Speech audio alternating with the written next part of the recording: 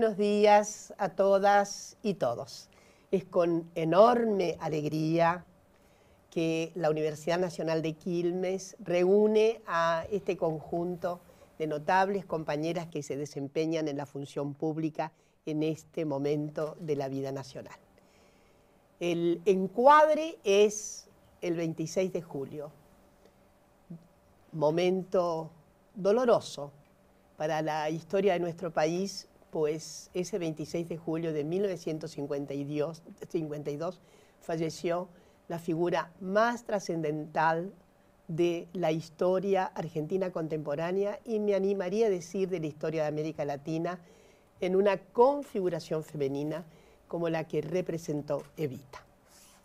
Ella, de alguna manera, significa también el ingreso extraordinario de las mujeres en la función pública, porque aunque Evita haya tenido pocas oportunidades de ser funcionaria directa del primer gobierno peronista, fue una actora central de la gestión pública, sobre todo en materia de la reconocida función que tuvo frente a la Fundación Eva Perón, que no era una fundación estatal, pero que tenía todas las calidades y contribuciones fundamentales de la acción política social pública. Por lo tanto, voy a presentar a las queridas compañeras y por el orden de presentación ellas van a presentar en el encuadramiento general de este homenaje a Evita la perspectiva de su propia acción en este momento como actoras gravitantes de la vida pública argentina. En primer lugar, gracias por estar, Ana Franchi. Ana es hoy la presidenta del CONICET. En segundo lugar, querida Vilma Ibarra, que es la secretaria legal y técnica de la presidencia, una función de enorme gravitación en el Poder Ejecutivo Nacional. Y por último, gracias querida Kelly Olmos. Kelly es la actual ministra de Trabajo, Empleo y Seguridad Social. Por lo tanto, será un placer escucharlas en sus reflexiones sobre actoras en la gestión pública. Bueno, primero gracias Doras y gracias a la Universidad de Quilmes por haberme convocado a este panel tan prestigioso y de compañeras que empezamos a hablar. La gestión pública no es fácil. Tuvimos ejemplos, pero no tanto. Evita, por supuesto, son esos ejemplos que nos ponen ante un ejemplo tan grande que nos es difícil imitarlo, ¿no? En ciencia tenemos a Marie Curie, ¿no? Cuando uno dice Marie Curie, al lado de ella nadie puede hacer sombra y es difícil acercarse. Pero creo que las mujeres que estuvieron en la función pública, y por supuesto que el movimiento de mujeres, ¿no? El movimiento Ni Una Menos nos impulsó muchísimo a llegar a estos lugares y a que nos dieran a poder llegar en el sentido no solo porque uno quería, sino que podía llegar a estos lugares. Ahora, llegar a estos lugares y empezar a trabajar en ellos es complejo. Yo hace más de 40 años que trabajo en el CONICET, una institución de ciencia y tecnología que a diferencia de las del mundo, la mayoría somos mujeres. Eso no es común en el mundo.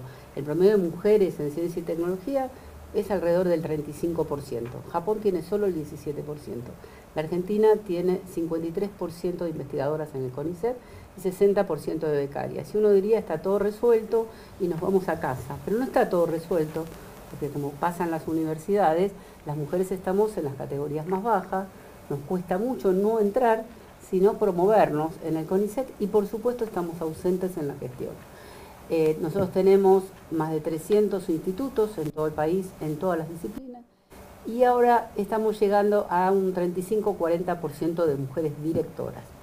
Por otro lado, el directorio del CONICET, conformado por 8 personas, tiene en este momento 2 y está entrando la tercera. Por primera vez va a haber 3 personas de 8 como miembros del directorio del CONICET. Dora fue una que ahora voy a comentar, trajo muchos adelantos, muchos derechos para las mujeres, especialmente para las mujeres becarias en el CONICET. En 65 años yo soy la segunda presidenta.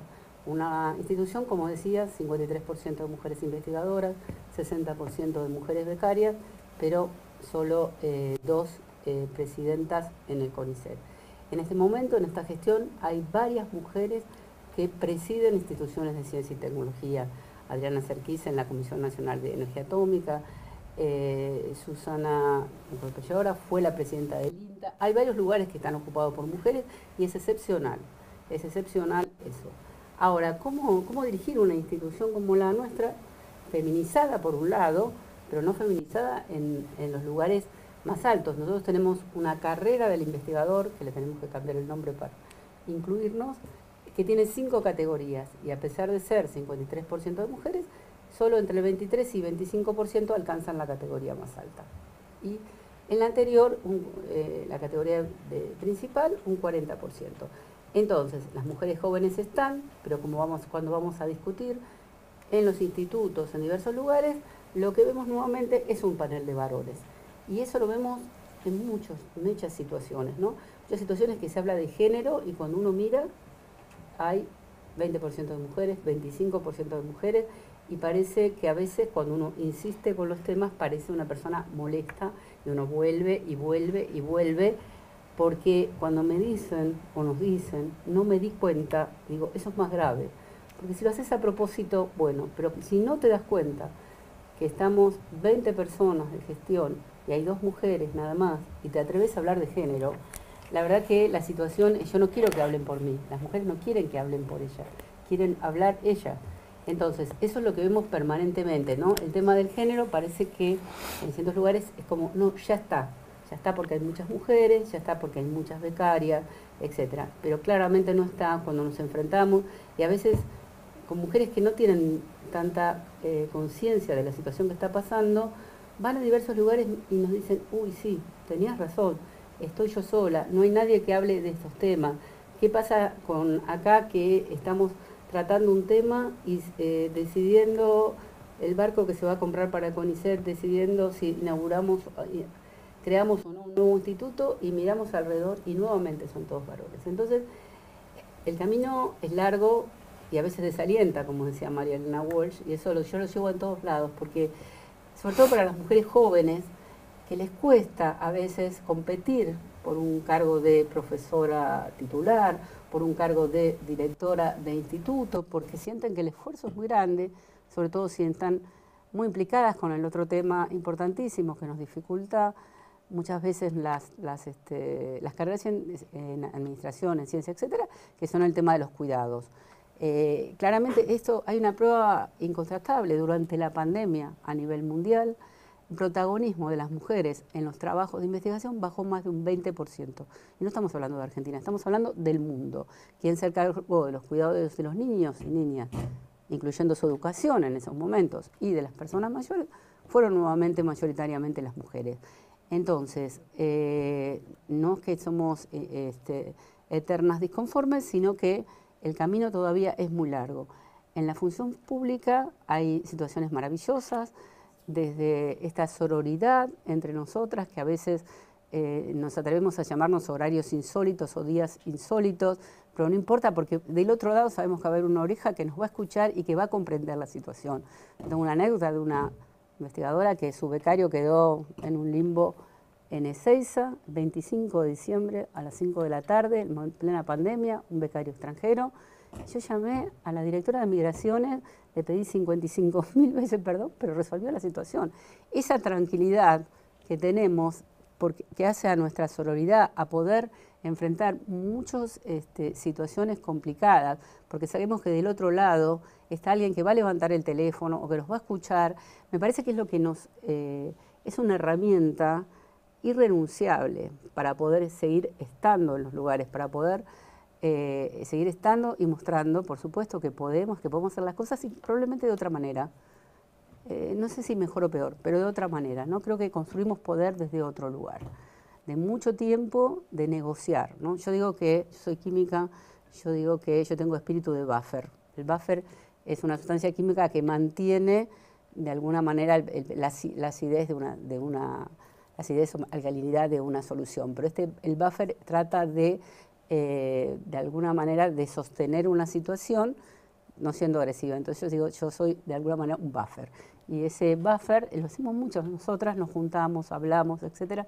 Esta forma distinta de hacer política, no digo que sea mejor o peor, pero insisto, distinta, creo que va creando estos círculos, estos lugares con los que nos vamos apoyando, aunque a veces ni siquiera nos hayamos visto ninguna vez, pero estamos ahí, pregunto, ¿quién me da una mano acá o allá? Y eso creo que hace a las mujeres en los lugares de gestión. Nos falta mucho, por supuesto, no alcanzamos ni la mitad de lo que tendríamos que estar siendo si uno mira la cantidad de graduadas universitarias, por un lado, ¿no? O sea que no es que no tenemos formación, tenemos 60% de estudiantes universitarias y poquísimas rectoras, tenemos nosotros 60% de becarias que se doctoran y que después se ingresan a la carrera, etcétera, pero cuando uno va a mirar las direcciones ya no están. Entonces ahí, y con muchísimos adelantos que se dieron entre otras gestiones, pero fundamentalmente en esta, con el tema de cuidados, ¿no? Adelantar el tema de esos cuidados que hacen que se nos complique, sobre todo durante la etapa más joven de nuestra vida, cuando uno habla de niños y niñas, pero también en la más tardía, cuando tenemos las personas mayores que también quedan a cargo de las mujeres, ir avanzando en los temas de cuidado y avanzando también en los temas de las licencias, la posibilidad que las licencias de paternidad. El otro día discutí con alguien que me hablaba del jardín maternal. Le digo, no es jardín maternal. ¿Pero por qué? Porque no somos las únicas responsables de los niños y las niñas. Hablemos de jardines de infancia, de lugares de cuidados, etcétera, porque ya el nombre nos está condenando, ¿sí? Entonces, todas estas cosas que culturalmente cuestan más que avancen en la protección desde lo legal.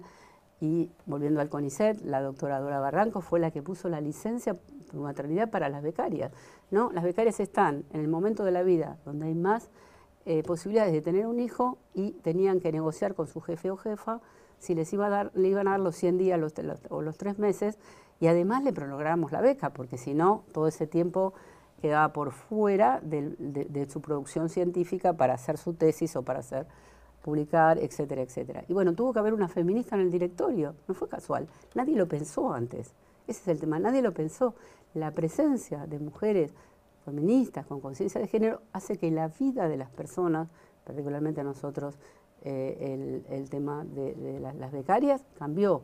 Nosotros estamos, porque el otro tema, y en ciencia y tecnología jamás se menciona, es el tema de la violencia de género.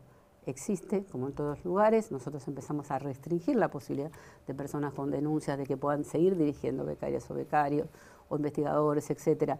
Y esas cosas que parecen pequeñitas cuando se instituyen, le van cambiando la vida a las personas. Una becaria ahora le contás que hace 15 años no había licencia por maternidad y te dicen, no puede ser, pero sí puede ser, ¿no? Sí puede ser. El tema de los jardines de infancias, los lugares de cuidado, los lactarios, etcétera, con todo esto hemos ido avanzando y claramente que haya mujeres en la gestión hacen que todos estos temas avancen también. Y avanzan y sirven para todos y todas, porque también estamos pensando, ¿no?, que los cuidados tienen que ser compartidos, entonces la posibilidad de que desde el Estado se faciliten los cuidados es fundamental.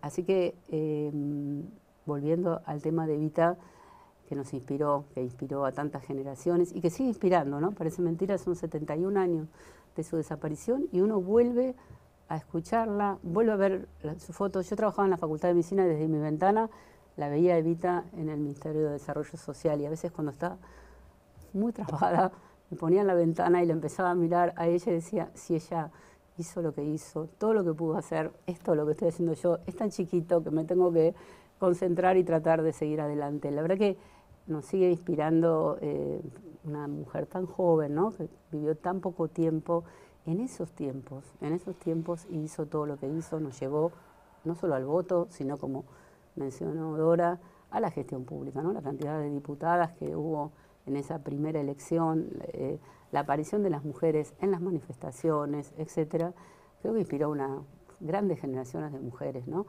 Tenemos a las madres, tenemos a las abuelas. Yo siempre menciono en mi discurso que la ciencia es un derecho humano, está en la Declaración de Derechos Humanos del 48.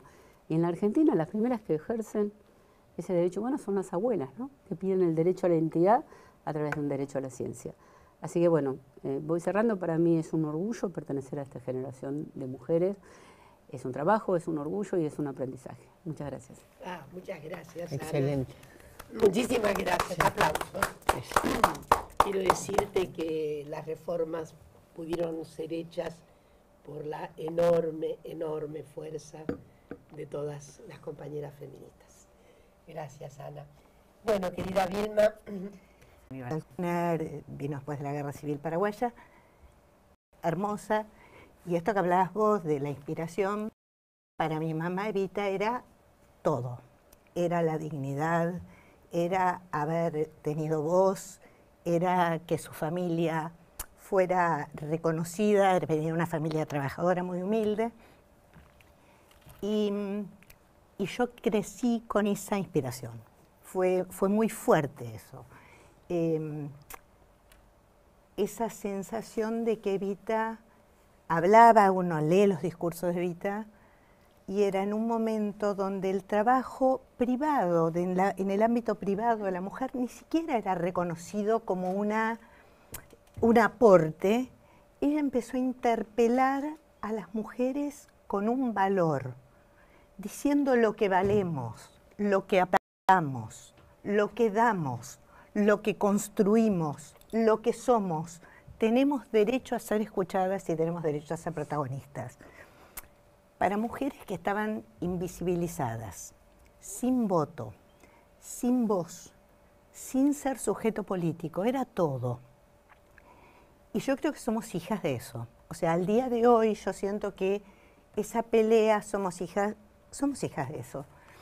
Y mi mamá un día me decía, porque en la famosa discusión de la oligarquía, que Evita si se vestía con esos vestidos maravillosos y las joyas, y mamá decía, es que se podía poner las joyas y podría haber sido una mujer decorativa.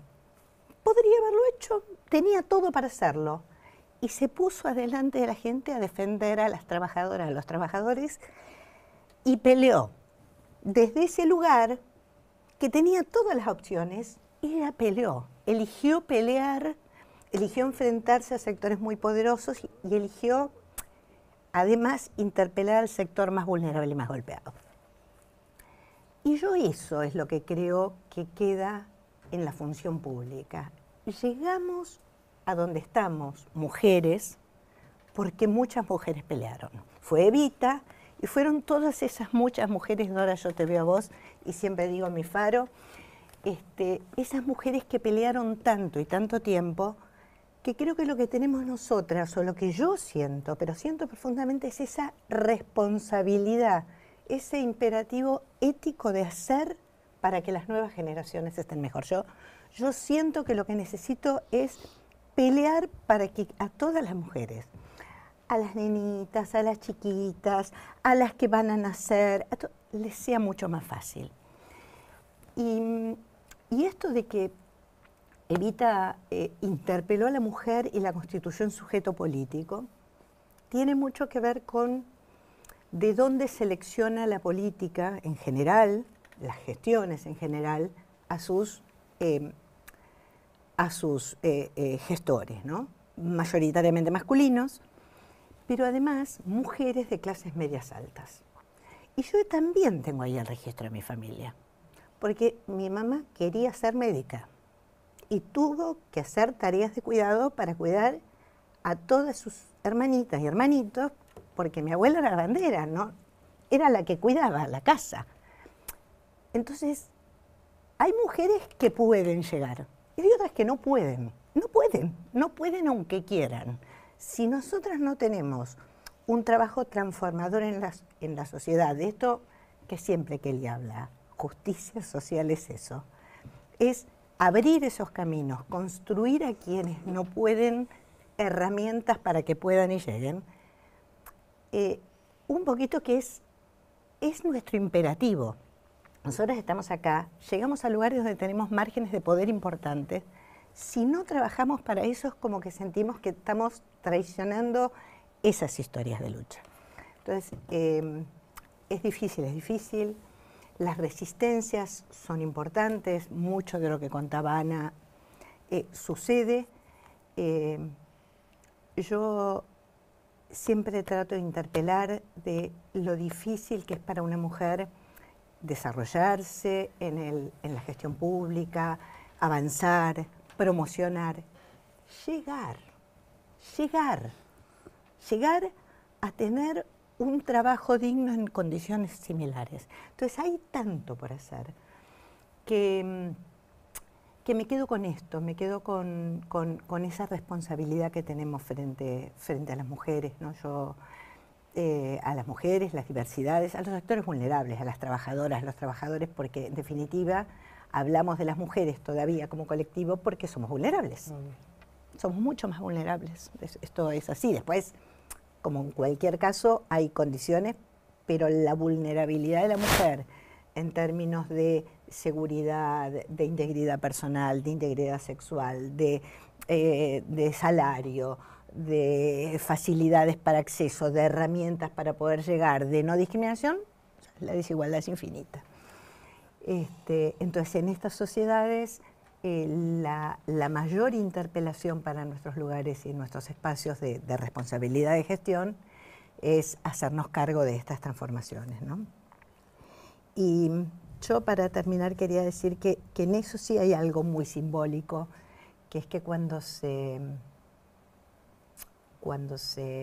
promulga la ley que nos otorga y nos otorga ese derecho que nos había sido negado al voto y a ser votadas, le dan el decreto firmado simbólicamente a Evita, ¿no? Evita, que venía hablando de esto, que venía hablando no solo del sujeto político, venía hablando de la necesidad de reconocer el trabajo de la mujer.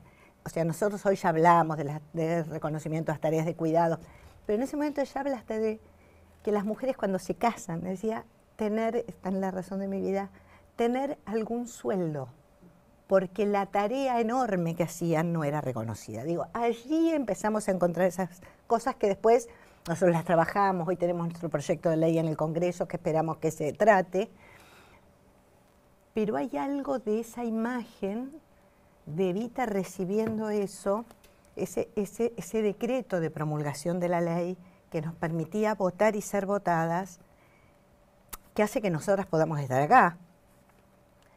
Donde hay mucho más, es que pelearon millones de mujeres, organizaciones de mujeres, conocemos el nombre de muchas, feministas importantes, mujeres sencillas del pueblo que salían a defender. Pero hay algo que trasciende, que es como muy importante allí, que es que ella asumió ahí la responsabilidad de representar. Y allí salen las grandes cosas. Quienes pelean y que en el poder haya alguien que se haga cargo. Porque si se pelea y se pelea y nadie del poder se puede hacer cargo, nadie asume esas luchas y le pone el cuerpo, es muy difícil cristalizar.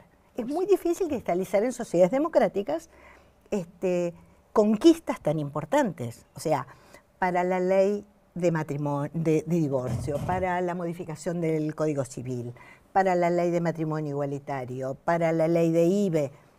Tuvimos movilizaciones muy importantes, Ni Una Menos, las mujeres en la calle, los pañuelos verdes. Tuvimos además gente que desde la gestión pública se hizo cargo y puso el cuerpo. Entonces, nosotras tenemos nuestro colectivo de mujeres gobernando. Entonces yo me acordaba ese puente, ¿no? Ese voto que nos permitió votar y ser votadas. Y ahora, en la gestión, ese puente a ser parte de los gobiernos y que cuando trabajamos para esto, para las vulnerabilidades y para abrirle paso a las mujeres de las nuevas generaciones. Es una responsabilidad que tenemos como mujeres que llegamos por el trabajo y la pelea de muchas otras. Eso. Muy, muy emocionante. Muchas gracias. Bueno, Kelly, te invitamos. La verdad, para mí un privilegio. No solo que una persona como Dorita, que honestamente uno siempre se siente deleitada y enriquecida de poderla escuchar, particularmente en esta materia, así que es, vuelvo a decir, un privilegio que me hayas convocado a formar parte de este panel y un privilegio de compartir también con todas estas compañeras, aunque no estemos en contacto cotidiano, pero sí formando parte del mismo proyecto político, la responsabilidad hoy de la gestión, ¿no? Y en un aniversario del paso a la inmortalidad de Eva, que para nuestra generación, que no coexistió con Eva, yo particularmente, por ejemplo, nací el mes en que Eva pasó a la inmortalidad, en julio del 52. Y cómo nuestra generación fue incorporando a Eva Perón en su práctica política. Yo vengo de un hogar de inmigrantes europeos con otras categorías y fui absorbiendo la temática del peronismo y en particular la construcción de una relación con Eva Perón en el marco del barrio. El barrio era un barrio obrero, netamente obrero, que había sufrido, no sufrido, la transformación afortunada de pasar de ser fabriqueros a ser trabajadores. En particular mi mamá, que como el caso que recién contaba Vilma, lo que más deseaba en la vida era estudiar y le tocó a los 14 años ir a la fábrica a trabajar porque había que ayudar a sostener al grupo familiar, ¿no? Y entonces yo aprendí de mi familia a tener un compromiso político en la vida, no concebir la vida sin compromiso político. Pero fui absorbiendo esas categorías que me transmitía la práctica del barrio en que nací, que eran categorías netamente peronistas, ¿no? En las cuales el acceso al gobierno es condición de transformación. Y lo estoy hablando en una etapa donde vivíamos democracias donde el peronismo estaba proscripto. Uno militaba, yo empecé a militar muy joven, a los 17 años, y hasta que uno no alcanzaba un nivel de confianza con relación a cada hogar, no te abrían la puerta, ni mucho menos la puerta del ropero donde estaba el altar por Eva Perón. En ese sentido, digamos, yo quiero rescatar varias cosas de Eva, ¿no? Una que me parece muy importante rescatar es que el peronismo se siente y se comprende. Es decir, que el ser humano no es solo una cabeza andante, es una cabeza y un corazón, para decirlo de alguna manera.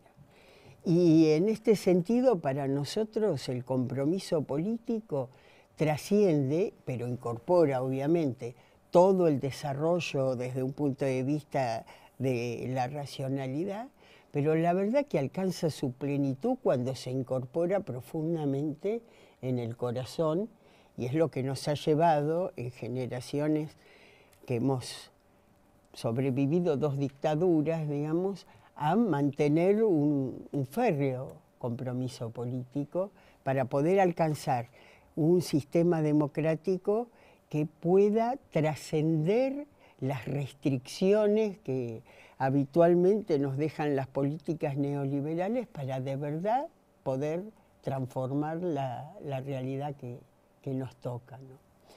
La otra, el otro aprendizaje que me parece importante también recuperar de Evita es, y sobre todo en la función en la que yo estoy, es este tema del verbo político de donde hay una necesidad, nace un derecho. Eso para mí, más que una consigna, es un verbo de acción. En un momento donde la concepción de los derechos, que obviamente resultan de cómo uno concibe a los seres humanos, si el ser humano es una dignidad, y esa dignidad en consecuencia tiene derechos, y por el otro lado los que nos dicen eso de los derechos es una locura, una barbaridad, encarnado por un señor que hoy integra la Corte Suprema de la Nación y que en un acto académico dice, miren qué barbaridad, imagínense que todas las necesidades pudieran transformarse en derechos. Y yo digo, mirá qué maravilloso, imagínate una sociedad plena de justicia social, donde efectivamente las necesidades se puedan transformar efectivamente en derechos. Bueno, son dos concepciones. Esas dos concepciones son esencialmente la lucha que nosotros tenemos que seguir dando. La lucha en relación a si los seres humanos somos una dignidad, que tenemos derechos, o si esto es un sistema mercantilizado donde algunos se atreven a decir que creen que los pobres tienen que llegar a una posición donde estén obligados a vender su riñón para sobrevivir. Estos son los dos proyectos, como los vistan de que los vistan, digamos. Pero me parece muy importante que todos nosotros y nosotras, como parte del legado que nos deja Evita, digamos, nos clarifiquemos y transmitamos la esencia de la discusión política que cotidianamente damos, más en un año como este, que es claramente un año electoral, ¿no es cierto? Y el otro aspecto es el que tiene que ver con esto que también transmitía Vilma. La idea de que la lucha política, si no es orgánica, no puede transformar la realidad. Solo se puede conducir lo orgánico. Y solo lo orgánico es lo que en definitiva transmite, digamos, o trasciende esa capacidad de transformar efectivamente la realidad. Evita hace de su tarea para alcanzar los derechos políticos de la mujer un objetivo inicial de la gestión central, ¿no es cierto? Incluso previo a que Perón accediera a la presidencia de la Nación, cuando era secretario de Trabajo y Previsión, ella ocupa un área referida a los derechos de la mujer y ya en la plataforma del 46 se incorpora ese objetivo dentro de la plataforma electoral del año 46.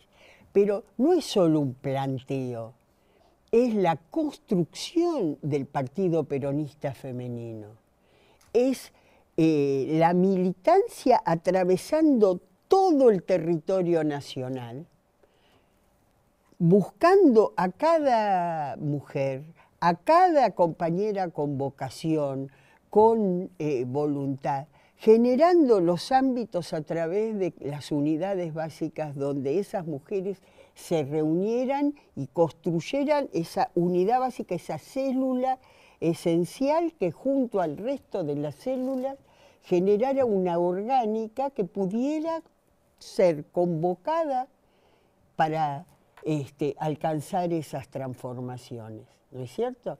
A mí me parece que eso es muy importante, que no es que nos interpela, que por supuesto después con el tiempo va cambiando su forma, no necesita reproducir la misma forma porque obviamente las condiciones tecnológicas de comunicación, etcétera, se modifican, pero lo que me parece que es importante recuperar es que la tarea política tiene que ser una tarea orgánica, que si no es una tarea orgánica no alcanza las condiciones necesarias para transformar la realidad. Y por eso creo que toda la tarea que hace Eva en relación al Partido Peronista Femenino, a la Fundación Eva Perón, digamos, alcanza esa condición transformadora tan importante. Que además es esencial a nuestra doctrina, porque como nosotros creemos en la evolución, ¿cómo se logra que efectivamente el paso del tiempo sea evolución y no solo paso del tiempo? Y es necesariamente generando los mecanismos orgánicos que permitan lograr las transformaciones que previamente se quedan expuestas como necesidad o como contradicción interna dentro del campo del pueblo, porque uno aspira, para poder transformar la realidad, a construir movimientos mayoritarios.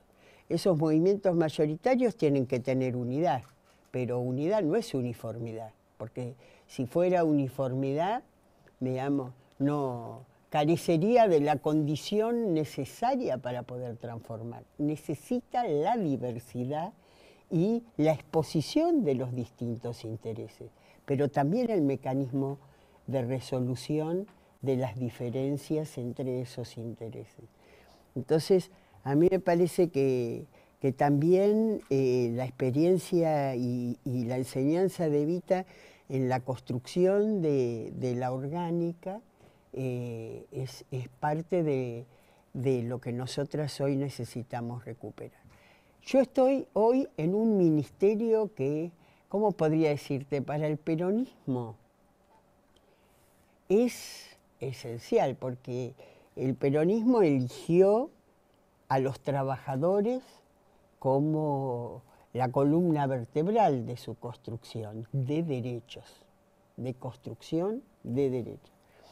Entonces, la verdad, en un mundo donde avanzó tanto nuevamente la informalidad como mecanismo de explotación de los trabajadores y donde permanentemente el latiguillo neoliberal es hay que destruir derechos para construir trabajo, nosotros seguimos insistiendo y además en nuestra práctica podemos demostrar que solo cuando ese trabajo está pleno de derechos es cuando efectivamente logra no solo reproducir más trabajo, sino que efectivamente reproduce una sociedad con dignidad. Hoy nosotros, bueno, nos ha tocado en el gobierno superar enorme cantidad de restricciones, ¿no es cierto?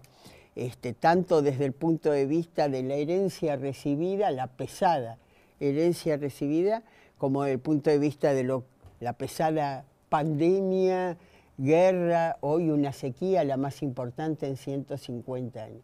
Y sin embargo hemos logrado alcanzar el mayor número de empleo registrado desde que se lleva la serie histórica. Y el crecimiento en particular del empleo femenino y del empleo de los jóvenes se destaca en ese proceso. Nosotros tenemos políticas además particulares de inclusión por género, ¿no? Las comisiones tripartitas de igualdad de oportunidades que construimos de una manera absolutamente federal, donde trabajamos sobre sectores, digamos, que son nuevos, como litio, por ejemplo, o pesca, o conductoras de vehículos, etcétera, destinado a que se dé ese proceso, donde hay un proceso de construcción o de generación de empleo, pero tiene que haber además una política direccionada para que las mujeres participen de ese empleo y participen de la jerarquización y de la construcción de derechos. Y para terminar, digamos, tenemos también espacios de política específicos para trabajar los temas en ley de contrato de trabajo, el viejo artículo 179 de construcción de los espacios de infancia. Este gobierno, después de más de 50 años, lo ha reglamentado y hemos logrado, eso fue para incorporar eso también en cada convenio colectivo de trabajo, de manera que lo que previó la ley, que sea para establecimientos de 100 trabajadoras, o trabajadores y bajo determinadas condiciones, incluso la posibilidad de que haya un reintegro en caso de no poderse facilitar, constituya, al incorporarse en cada convenio colectivo de trabajo, deja de ser un techo de derechos para pasar a ser un piso de derechos que se pueda ir ampliando en cada...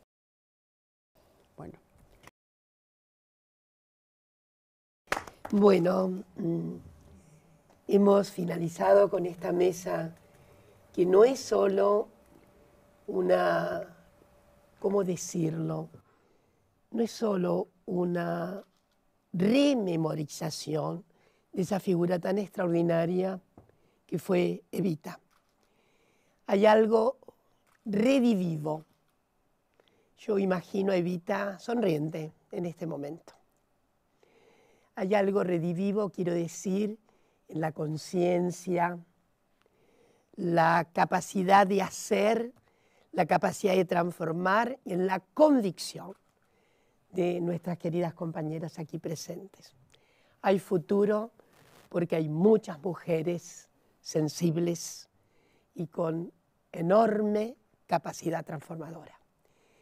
Gracias en nombre de la Universidad Nacional de Quilmes. Quiero señalar a queridas compañeras y colegas, a la vicerrectora de la casa, Alejandra Cini, a María Sonderegger y a Patricia Sepúlveda, que son puntales en diferentes manifestaciones orgánicas que tiene la universidad con relación a obtener finalmente la equidad de género.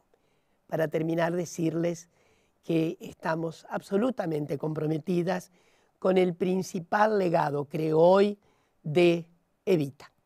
Justicia social es inescindible de justicia de género.